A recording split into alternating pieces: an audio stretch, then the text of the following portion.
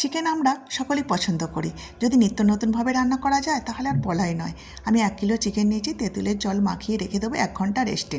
তার মাঝখানে আমি পেঁয়াজ, আদা, রসুন, পেঁয়াজ গাছ সব কিছু কেটে রেডি করে ফেলেছি। কড়াইতে বেশ খানিকটা সর্ষের তেল দিলাম, ফোড়ন, শুকনো লঙ্কা, তেজপাতা দিয়ে পরিমাণ মতো পেঁয়াজটা দিয়ে দিলাম। পেঁয়াজটা ভাজা ভাজা হলে তবেই আদা রসুনটা দেবো।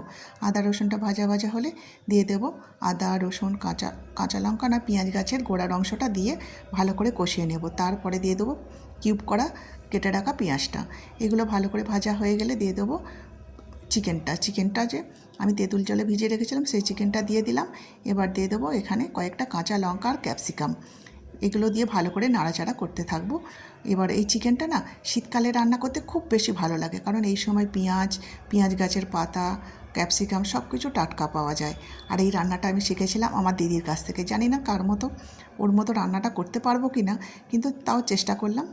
এখানে পেঁয়াজ পাতাটা দিয়ে দিয়েছি, দেওয়ার পরে মশলাগুলো দিয়ে দিলাম, জিরে, ধনে, এখানে গোলমরিচ দিয়েছি, কাশ্মীরি লঙ্কা, হলুদ দিয়ে ভালো করে কষিয়ে নিলাম। দেখুন সব কিছু ভালো করে কষানো হয়ে গেছে। এবার একটু চাপা দিয়ে রেখে দেবো। খুব বেশি কিন্তু সময় লাগে না। এই দেখুন কত তাড়াতাড়ি আমার রান্নাটা হয়ে গেল, আর দেখতে দারুণ লাগছে। রান্না আমার একদম রেডি হয়ে গেছে। শেষে একটু সোয়া সস আর টমেটো সস দিয়ে চাপা দিয়ে দিলেই রান্না একদম রেডি হয়ে গেছে। চলে যাব একদম খাবার টেবিলে। রুটি, পরোটা, লুচি সবার সাথেই কিন্তু এই চিকেন রান্নাটা খেতে খুব ভালো লাগে। আজকে আমি গরম গরম রুটির সাথেই পরিবেশন করলাম। আপনারা চাইলে লুচি, পরোটা সবার সাথেই কিন্তু খেতে দুর্দান্ত লাগে।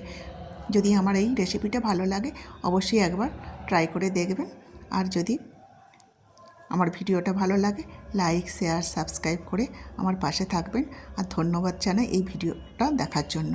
সকল বন্ধুদের ধন্যবাদ জানাই। চলুন এবার গরম গরম রুটির সাথে ডিনারটা করা যাক।